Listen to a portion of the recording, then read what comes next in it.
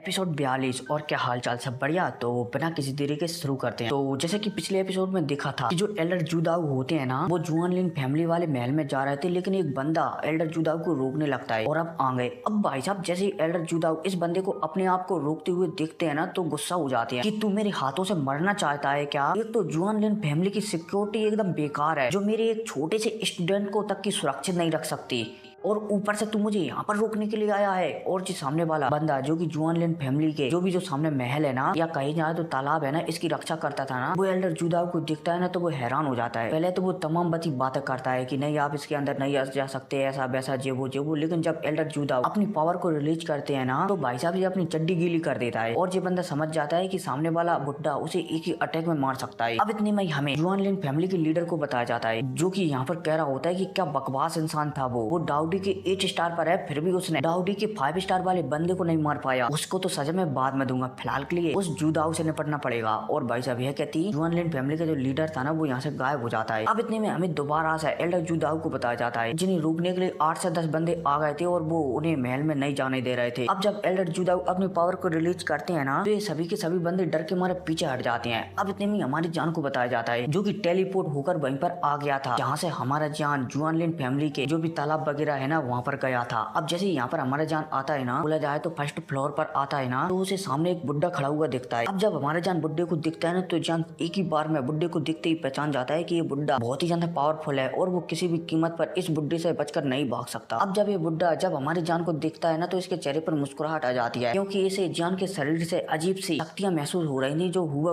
उसके जैसी ही लग रही थी। ये बुड्ढा चलता है तो जान से कहने लगता है कि लड़के डरो मत, मैं तुम्हारे साथ यहाँ पर कुछ भी गलत नहीं करूंगा, मेरे पास आओ। अब भाई साहब इस बुड्ढी की ऐसी बातें सुनकर जान समझ जाता है कि अगर वो भागा ना, तो शायद इस बुड्ढे को गुस्सा आ जाए और वो उसे यहीं पर टपका डाले। इसलिए जान भागता नहीं है, बल्कि इसी बुड्ढे के पास आ जाता है। अब जैसे ही हमारे जान इस बुड्ढे के पास आता है ना, तो ये बुड्ढा हमारे जान के शरीर में जांच पड़ताल करने लगता है, लेकिन ऐसा उसे कुछ भी नहीं मिलता जो उससे संबंधित हो। ये बुड्ढा भी हैरान हो जाता है कि आखिर ये लड़का है कैसा, इसके शरीर के अंदर से मुझे अपना जैसा कुछ लग रहा है, लेकिन इसके शरीर में ऐसा कुछ भी नहीं है। अब भाई साहब यहाँ पर ये बुड्ढा हमारी जान की तलाशी वगैरह ले रहा होता है और हमारा जान इससे पूछताछ कर ही रहा होता है, तभी यहाँ पर एल्डर जुदाऊ प्रकट होते हैं। अब भाई साहब जैसे एल्डर जुदाऊ प्रकट होती है ना, तो हमारा जान से जो बुड्ढा अभी तक बात कर रहा था ना, वो पलक झपकते यहाँ से गायब हो जाता है। जान भी हैरान हो जाता है कि उसके सामने अभी हाल जो बुड्ढा आया था वो आखिर कितना पावरफुल था, जो यहाँ से पलक झपकते ही गायब हो गया। अब इतने में हमें एल्डर जुदाऊ को बताया जाता है, जो कि जान को एकदम सही सलामत देखकर राहत की सांस लेने लगते हैं और जान से पूछने लगते हैं कि क्या तुम ठीक हो। जान भी अपना हाँ में सिर हिला देता है कि हाँ मैं ठीक हूँ। हालांकि जान को छोटी मोटी चोटें लगी थी, लेकिन जान उन्हें बहुत ही जल्दी हील कर लेगा। इसलिए जान चलता है तो एल्डर जुदाऊ के साथ जो जुआन लिन फैमिली का ये महल वाला लेप था ना, इससे बाहर निकल जाता है। अब भाई साहब जैसे एल्डर जुदाऊ हमारी जान को लेकर बाहर आते हैं ना, तो हमें सामने जुआन लिन फैमिली का लीडर खड़ा हुआ दिखाई देता है। अब जब एल्डर जुदाऊ और जुआन लिन फैमिली का लीडर आमने सामने आते हैं ना, तो सभी के सभी लोग समझ जाते हैं कि यहाँ पर एक पावरफुल बैटल होने वाला है। इतने में एल्डर जुदाऊ चलते हैं तो जुआन लिन फैमिली के लीडर के ऊपर आरोप लगाकर कहने लगते हैं कि ऐसा लगता है कि तुम यहाँ इस जुआन लिन फैमिली के लेब में मेरे स्टूडेंट को मारना चाहते थे। जुआन लिन फैमिली का लीडर चलता है तो वो भी यहाँ पर एल्डर जुदाऊ से कहने लगता है कि फालतू की बकवास मत करो। नंबर 1 तो तुमने जबरदस्ती हमारे इस महल में घुस गए, और दूसरी बात तुम हम पर झूठा आरोप लगा रहे हो। अब भाई साहब माहौल को ऐसा गर्म होता हुआ देखकर हमारी जान को बताया जाता है। जान चलता है तो माहौल को ठंडा करने के लिए जुआन लिन फैमिली का लीडर था ना, उसके सामने झुकता है और झुकने के बाद उससे कह देता है कि एल्डर ऐसा लगता है कि आपके जुआन लिन फैमिली के नाम से कोई और बहरूपियाना है मेरे ऊपर हमला कर मुझे इंजर्ड या फिर मुझे मारने की कोशिश की। अब भाई साहब जैसे यहाँ पर हमारा जान कहता है ना, तो ये बात पूरी तरह से पलट ही जाती है। बोला जाए तो हमारा जान यहाँ पर फाइट करना नहीं चाहता था, मतलब की लड़ाई करवाना नहीं चाहता था, इसलिए हमारे जान ने ये वाली चाल चली थी। अब इसके बाद यहाँ पर थोड़ी बहुत और बातचीत होने लगती है। एल्डर जुदाऊ चलते हैं तो जुआन लिन फैमिली के लीडर से कहने लगते हैं कि फिर भी तुम्हारी कुछ तो गलती है कि तुम जुआन लिन फैमिली का जो लेप है ना, उसकी सुरक्षा नहीं कर रहे हो। जुआन लिन फैमिली का लीडर भी समझ जाता है कि शायद उसे अब कुछ हद तक तो ये सब मान लेना चाहिए। एल्डर जुदाऊ चलते हैं तो जुआन लिन फैमिली में कुछ दिनों के बाद एक बड़ा नीलामी होने वाली है ना, उसके 3 टिकट मांग लेते हैं कि मुझे 3 टिकट चाहिए। जुआन लिन फैमिली का लीडर भी मना नहीं करता और तुरंत 3 टिकट दे देता है। और जो टिकट है ना, ये बहुत ही ज्यादा खास है, क्योंकि एक टिकट की वैल्यू 10 लाख सोने के कॉइन के बराबर है। अब भाई साहब एल्डर जुदाऊ चलते हैं तो यहाँ से हमारे जान को लेकर निकल जाते हैं। एल्डर जुदाऊ ने सिर्फ 3 टिकट इसलिए मांगे थे क्योंकि जो जुआन लिन फैमिली की नीलामी होने वाली है ना, उसमें डाउटी लेवल के 8 स्टार से ऊपर वाले बंदे फ्री में जा सकते हैं और जो डाउडी लेवल से 1 स्टार से नीचे है ना, उन्हें एक टिकट खरीदना पड़ेगा जो कि 10 लाख कॉइन का आएगा। इसलिए एल्डर जुदाओ ने हार जाने के तौर पर जुआन लिन फैमिली के लीडर से ये 3 टिकट मांग लिए थे ताकि जान, मोयान और मू फैन उनके साथ उस नीलामी घर में जा सके। अब इतने में सीन शिफ्ट होता है और हमें फिर एक और नई जगह का सीन बताया जाता है जहाँ पर एल्डर जुदाओ हमारे जान को ले आए हैं। इतने में हमें मोयान को भी बताया जाता है जो कि बहुत ही ज्यादा जख्मी थी और धीरे धीरे रिकवर हो रही होती है। हमारे जान जैसे मोयान को दिखता है ना, तो वो और भी पावरफुल गोलियां निकालता है और मोयान के मतलब कि मोयान को खिला देता है, जिस वजह से मोयान और भी जल्दी जल्दी रिकवर करने लगती है। अब उसको समय गुजरता है और फिर हमें मोयान को बताया जाता है जो कि थोड़ा थोड़ा होश में आने लगी थी। अब जैसे मोयान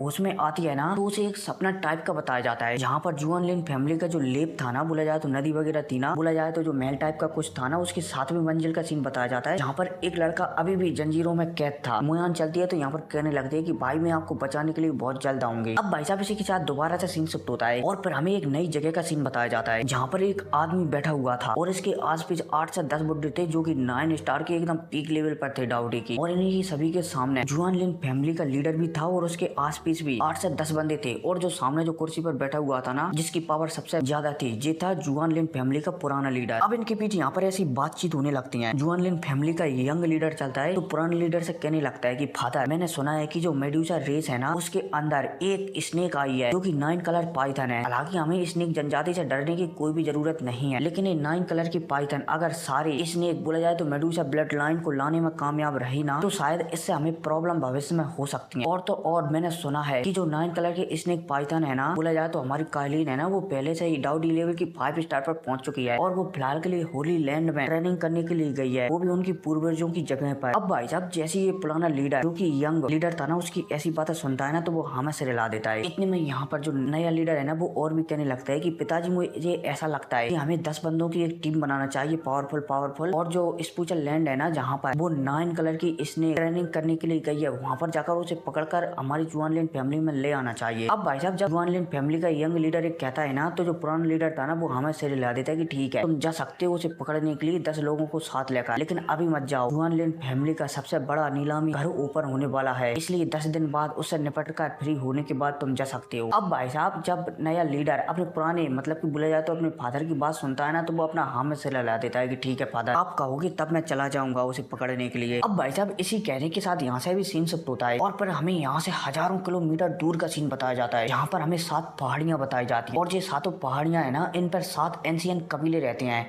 जो कि डाउ की वर्ल्ड से आते हैं ना, जो भी मेंबर यहाँ पर वो यहीं पर आ जाते हैं। बोला जाए तो ये 7 पहाड़ी है ना, एक पहाड़ी पर यान कबीला, एक पहाड़ी पर जियो कबीला, एक पहाड़ी पर गु कबीला, एक पहाड़ी पर टी कबीला, एक पहाड़ी पर ली कबीला, मतलब ऐसा ही अलग अलग पहाड़ी पर 7 कबीले रहते हैं। इतने में हमें गु कबीले वाले पहाड़ी को बताया जाता है। और हाँ, ये पहाड़ी आप छोटी मोटी पहाड़ी मत समझना, एक पहाड़ी लाखों किलोमीटर दूर में फैली हुई है, तो समझ जाओ अगर 7 पहाड़ी है ना, तो 7,000 किलोमीटर सॉरी 7 करोड़ किलोमीटर दूर में फैली है, पता नहीं क्या, लेकिन बहुत दूर तक फैली है। ठीक है, अब इतने में हमें एक पहाड़ी को बताया जाता है जो कि गु कबीले की पहाड़ी होती है और यहाँ पर एक बुड्ढा बैठकर ट्रेनिंग कर रहा होता है एकदम मस्त तरीके से। और ये बुड्ढा होता है ना, एक डाउडी लेवल के, बोला जाए तो डाउडी लेवल पर नहीं होता बल्कि इमोर्टल लेवल पर होता है, जो कि डाउडी लेवल के बाद का लेवल है। अब भाई साहब ये बुड्ढा बैठकर यहाँ पर ट्रेनिंग कर ही रहा होता है, तभी इसके पास एक लड़की आती है और ये लड़की और कोई नहीं बल्कि हमारी प्यारी दुलारी और हमारे जान की बीबी यूनर होती है। अब भाई साहब जैसे यूनर इस बुड्ढे से मिलने के लिए यहाँ पर आती है ना, तो ये बुड्ढा देखकर यूनर को खुश हो जाता है और यूनर से कहने लगता है कि बहुत अच्छे, तुमने कुछ ही सालों के अंदर डाउडी लेवल के 5 स्टार पर ब्रेक थ्रू कर लिया है। ऐसा लगता है कि तुम्हारे पास जो 4 नंबर की फ्लेम है ना, वो तुम्हारे लिए बहुत ही ज्यादा फायदेमंद है। अब भाई साहब जब यूनर सामने वाले बुड्ढे की बात सुनती है ना, तो वो अपना हाँ में से हिलाती है कि ठीक है एल्डर। यूनर चलती है तो एल्डर से पूछने लगती है कि टीचर आपने मुझसे कहा था कि जब मैं एक बार डाउडी लेवल के 5 स्टार पर पहुंच जाऊंगी तो आप मुझे ट्रेनिंग से ब्रेक देंगे और मेरे हस्बैंड को ढूंढने के लिए मुझे जाने देंगे। अब भाई साहब जब यूनर ये कहती है ना, तो यहाँ पर जो यूनर की टीचर बोला जाए तो जो बुड्ढा था ना, ये भी अपना हाँ में से हिला देता है कि ठीक है। ये बुड्ढा चलता है तो अपने एक ताली बजाता है और ताली बजाते ही यहाँ पर एक डाउडी लेवल के 9 स्टार के पीक का वॉरियर बोला जाता है एक लड़की आकर प्रकट हो जाती है। बुड्ढा चलता है तो इस लड़की को ऑर्डर देता है कि तुम्हें किसी भी कीमत पर यूनर की रक्षा करनी है। अब भाई साहब इस बुड्ढी की ऐसी बातें सुनकर ये लड़की जो यहाँ पर आई थी ना, डाउडी लेवल के 9 स्टार की थी, ये भी हमें सिर हिला देगी, ठीक है मैं रक्षा करने के लिए तैयार हूँ। हालांकि अब इतने में बुड्ढा चलता है तो यहाँ पर पूछने लगता है कि मेरे ख्याल से तुम